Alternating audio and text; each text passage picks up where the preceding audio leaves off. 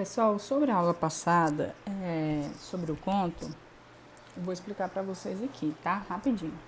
Nós vimos nas aulas anteriores sobre o poema, a característica do gênero poema, tá? O da aula passada ficou com o gênero conto. O que é um conto? Conto é um dos tradicionais gêneros literários, né, da literatura, um dos mais lidos pelo público por ser curto, por ser leve, com a linguagem mais simples, né, e por apresentar características da narrativa. Quais são as características da narrativa? Personagens, né, os que participam da história, o tempo, que o tempo que ocorreu para acontecer a história, né? Esse tempo pode ser contado em dias, em minutos, em horas, ou tempo psicológico, que acontece apenas dentro da mente das personagens. O espaço, que é onde acontece toda a história, o enredo, que é a história em si, né? Texto 4, o homem que entrou pelo cano. Vocês vão ler o texto, né? E temos as seguintes questões. Podemos afirmar que o texto 4 é um conto porque, diferentemente do poema, que era escrito em versos, né? O conto, como que eu defino se um texto é um conto ou não? Por essas características aqui, né? Por ser curto, uma linguagem simples, ele pode ser fictício ou não, tá? E ele conta também com essas características. Esse texto 4 tem personagem, tem tempo, tem espaço e tem um enredo definido? Sim, vocês podem colocar que o texto 4 é um conto. A explicação são essas características aqui de cima que vocês vão colocar, certo? O 7.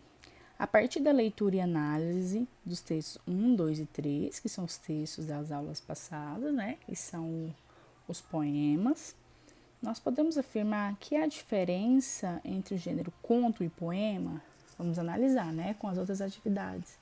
Qual que são as diferenças? Há diferenças entre esse texto 4 aqui, ó, como ele é escrito, a linguagem que é utilizada, se é uma linguagem denotativa, se é uma linguagem conotativa. A denotação é uma linguagem real, né? Só temos um sentido. E a conotação não. A conotação nós podemos ter vários sentidos para a mesma palavra, né? Então há diferenças entre esse gênero poema e o gênero conto. Vocês vão analisar com os textos das aulas passadas. Em que eles são diferentes, né? Por exemplo, o poema ele é escrito em versos, tem estrofes, e o conto apresenta as mesmas características. E o poema ele apresenta personagem, tempo, espaço e enredo. Vocês vão explicar na 7, certo? 8. O texto 4 conta a história de quem? Quem é que está narrando? Quem é o personagem aqui? Está contando a história de quem? Quem que é o personagem principal, né? E aí, outra pergunta na mesma questão. Quem são as personagens principais? O que são as personagens principais? São as personagens que mais aparecem na narrativa, no conto. Vocês vão me explicar quem são, tá? A 9. Podemos afirmar que o desfecho final do conto surpreende o leitor? Por exemplo, assim, se o final do conto era o que nós esperávamos, né? Era o que o leitor esperava ao ler, ao decorrer do conto, ou teve um final totalmente surpreendente, tá?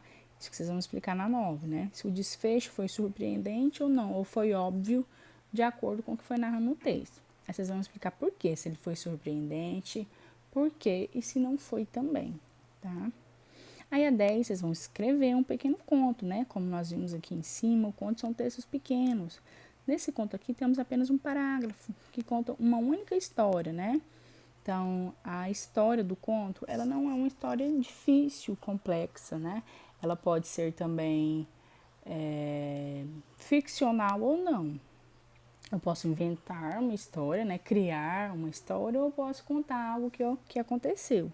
Então, aqui vocês podem fazer sobre um tema que vocês viram no jornal, na internet, né? Enfim, fica da imaginação de vocês para criar essa história ou contar algo que aconteceu, tá? E deixem no caderninho, tá, pessoal? Que quando nós voltarmos, eu vou analisar tudo. E vocês podem me mandar foto que eu vou corrigir tudo, tá? texto 5 é uma tirinha, né, da Mafalda, que ela fala: Eu não entendo essa história de dente de leite. Eles não são bons? Por que tem que ser trocados? Fico revoltada em ter que trocar uma coisa que ainda me serve. Além disso, a situação não está tão boa para a gente ficar desperdiçando dentes, né? Então, nessa tirinha, a Mafalda está revoltada com alguma coisa. Que coisa que é essa, né?